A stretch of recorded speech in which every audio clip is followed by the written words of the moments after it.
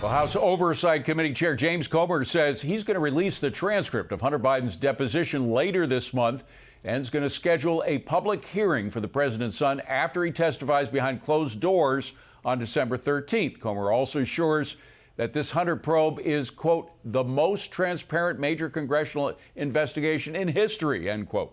For more on this, Congressman Russell Fry joins us. He sits on both the House Judiciary and the Oversight and Accountability Committee. Congressman, thank you for being here. First of all, is Hunter going to agree to a closed-door hearing?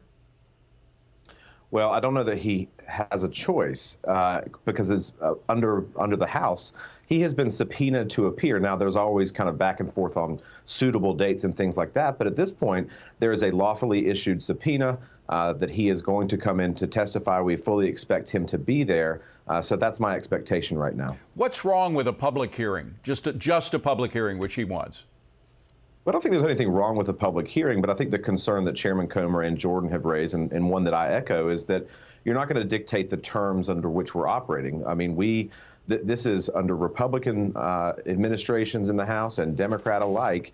Transcribed interviews, depositions, these are part and parcel to what we do. If you want to come in later for an in-person public hearing, then that's fine, but you don't go to court and have a trial and then turn around and have depositions after a jury has reached their verdict.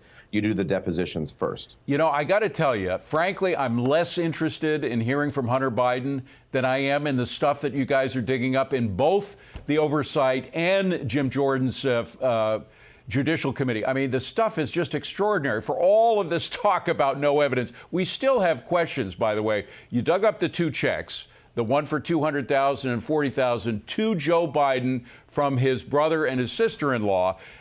There's one of them. And again, in the bottom left of that check, you see loan repayment. Have you found any evidence for an original loan for which this was the repayment? Not a single thing. And I think there was actually an email that we released this week where the bank fraud investigator said the same thing.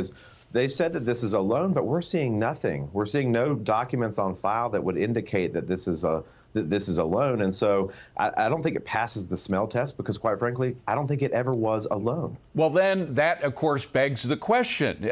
Joe's got some explaining to do. Joe, I'm talking about the president of the United States, not his brother or his sister-in-law or his son. If it wasn't a loan repayment, he's got to explain that to the IRS, right? Well, I think so, and I think that begs a lot of questions. Is if this was a loan, where were the payments of interest, principal? Were there payments at all?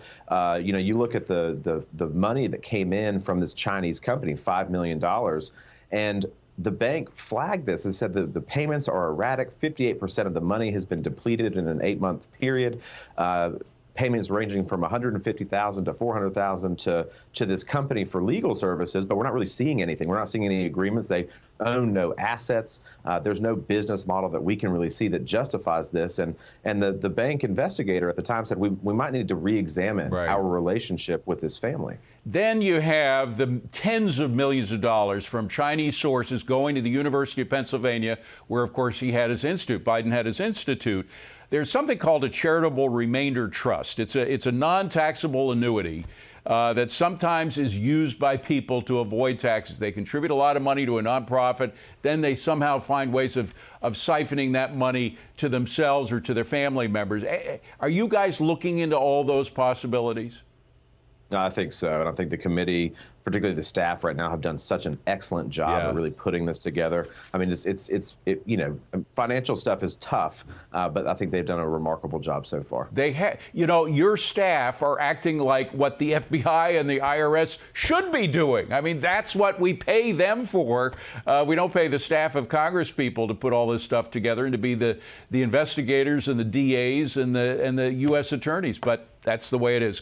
Congressman Russell Fry, good to see you. Thank you for being here. Appreciate